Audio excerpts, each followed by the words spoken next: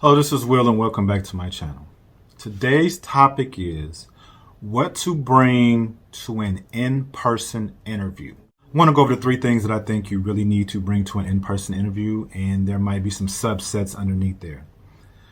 First thing is confidence. Walk in, say your name, shake the interviewer or interviewer's hands, sit down, chest out, be prepared to answer anything, enunciate, project, make sure you make eye contact with who. If it's one person, you're making eye contact with them when you're answering the questions. If it's multiple people, you make the most eye contact with the person who asked the question, but you also kind of go from person to person. But the most eye contact is with the person who asked the specific question. Confidence goes a longer way than people actually think. It makes us look at you as, okay, this person, this job is already theirs. But coming in with that confidence can definitely go a long way. Next thing I want you to bring is a folder. In the folder, it has two things specifically. I bring this to every interview. Number one, my resume.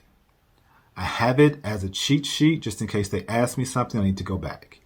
I've been recruiting for 13 years. I do not remember every specific job. I'm not going to lie to you. So since I've been recruiting so long, I bring my resume.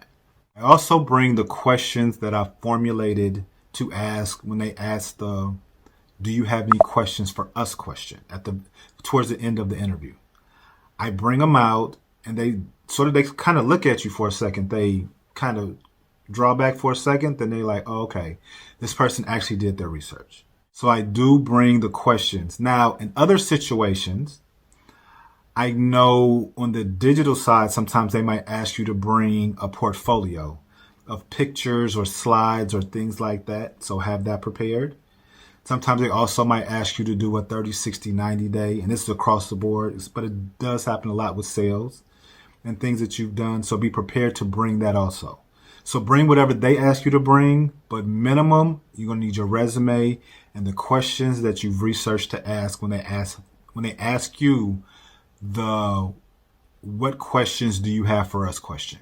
Now, I've referenced this in a lot of other videos, but I cannot say this enough. Be yourself. I say that all the time because, again, people get nervous in interviews, and I completely understand. I really, really get it. But again, you're a subject matter expert on yourself. You've gotten into the interview, which means you're in the top 1 to 5% of people who have applied. You deserve to be here. Walk in, know that you deserve to be there. Don't try to be anybody else. Because again, what happens if you get the job and you're not yourself? They're going to get rid of you.